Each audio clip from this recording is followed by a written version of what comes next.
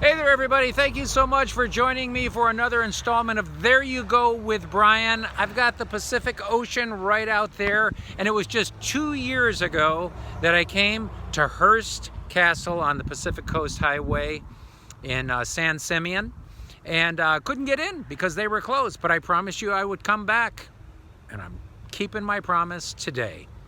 It's Hearst Castle. Let's check it out. Today, this one-of-a-kind home is known as Hearst Castle. But in the first quarter of the 20th century, it was formerly known as La Cuesta Encantada. That's Spanish for the Enchanted Hill, located on the central coast of California in San Simeon. The master of this one-of-a-kind estate was William Randolph Hearst, the publishing tycoon. The castle was built between 1919 and 1947. George Hearst, William Randolph Hearst's father, had made his fortune in silver mining. He had purchased the original 40,000-acre estate in 1865. The site of the future Hearst Castle was used for family camping vacations during Hearst's youth. In 1919, William Randolph inherited $11 million, the equivalent of $200 million in today's money. He also acquired much land in the California area, including 40,000 acres that made up the future home of Hearst Castle. He used his fortune to further develop his media empire of newspapers, magazines, and radio stations, the profits from which supported a lifetime of building and collecting. Within a few months of the death of his mother, Phoebe Hearst, he had hired a young French-trained architect by the name of Julia Morgan. He told her he wanted her to build a home that was a comfortable place to live on the hill. In the roaring 20s and into the 1930s, Hearst Castle reached its social peak. Originally intended to be a family home for Hearst, his wife Millicent, and their 5 sons, by 1925, Hearst's marriage was effectively over, and San Simeon became his domain and that of his mistress, the actress Marion Davis. Their guest list included many of the Hollywood stars of the period: Charlie Chaplin, Cary Grant, the Marx Brothers, Greta Garbo, Buster Keaton, Mary Pickford, Jean Harlow, and Clark Gable. Political luminaries included Calvin Coolidge and Winston Churchill, while other notables were Charles Lindbergh and Bernard Shaw. Visitors gathered each and every evening at Casa del Grande for drinks in the assembly room, dined in the refectory, and watched the latest movies in the theater before retiring to the luxurious accommodations provided by the guest house of Casa del Mar, Casa del Monte, and Casa del Sol. During the days, guests admired the views, rode horses, played tennis or golfed, and swam in the most beautiful swimming pool on earth. The castle was under almost continual construction from 1920 until 1939, with work resuming after the end of World War II, until Hearst's final departure in 1947.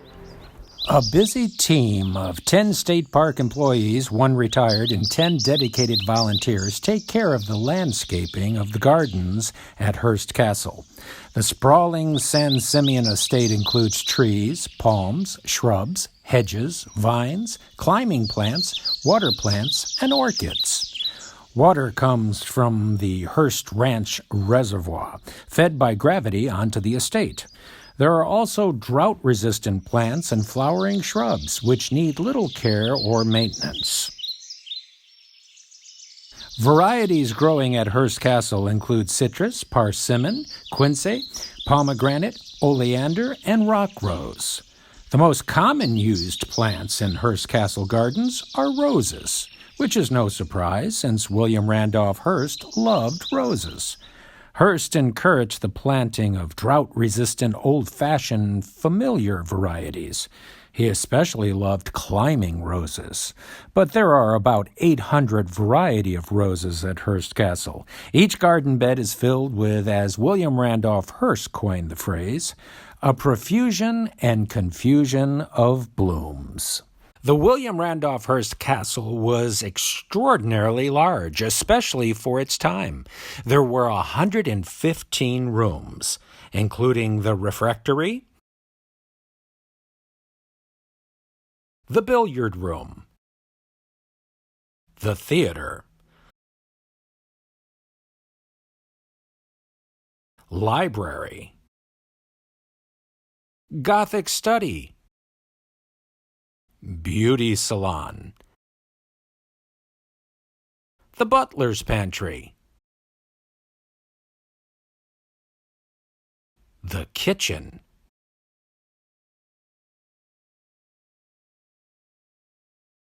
staff dining room. If you were lucky enough to be invited to the Hearst Castle for dinner, you would be served promptly at 9 p.m. in the refectory. Wine came from Hearst's 7,000-bottle wine cellar. Charlie Chaplin commented on the fare. Dinners were elaborate: pheasant, wild duck, partridge, and venison, but also the informality. Amidst the opulence, we were served paper napkins. It was only when Hearst was in residence that the guests were given linen ones. The informality extended to the ketchup bottles and condiments in jars, which were remarked on by many guests. Dinner was invariably followed by a movie, initially outside and then indoors in the theater. Generally, the films were from Hearst's own studio, Cosmopolitan Productions, and often featured Marion Davies. Sherman Eubanks, whose father worked as an electrician at the castle, recorded in an oral history, Mr. Hearst would push a button and call up the projectionist and say, "Put on Marion's Peg o' My Heart." So I've seen Peg o' My Heart about 50 times. This is not being critical. I'm simply saying that's the way it was. Chase noted that the repetition tended to put a slight strain on the guest's gratitude.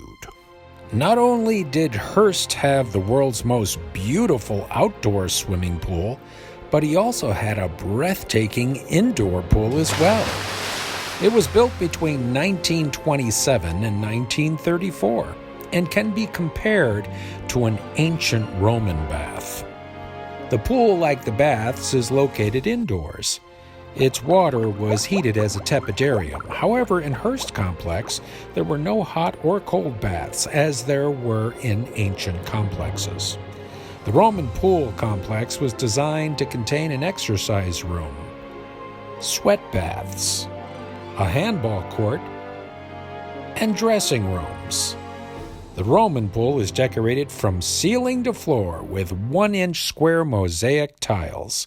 These glass tiles, called smalti, are either colored, mainly blue or orange, or are clear with fused gold inside. The intense colors and shimmering gold of the tiles combine to create a breathtaking effect. By the late 1930s, the Great Depression and Hearst's habit of spending money at a breakneck pace had brought him to the brink of financial ruin. Debts totaled over $126 million. He was compelled to cede financial control of the Hearst Corporation. Newspapers and radio stations were sold, and much of his art collection was dispersed in a series of sales, often for considerably less than he had paid. Hearst railed against his losses and the perceived incompetence of the sales agents. Construction at Hearst Castle virtually ceased. After Pearl Harbor, the castle was closed up, and Hearst and Davies moved to Wintoun, which was perceived to be less vulnerable to enemy attack by the Japanese.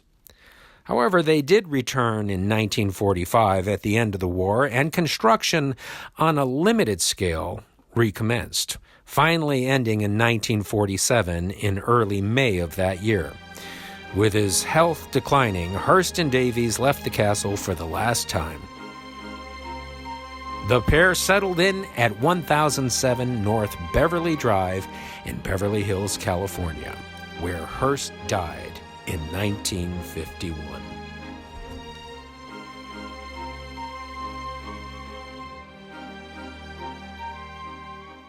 Well, that's going to do it for me. Thank you so much for joining us for another installment of There You Go with Bryan. I'm actually across the street from the William Randolph Hearst Castle, and I'm actually on the William Randolph Hearst Beach, and this is where he used to dock his yacht.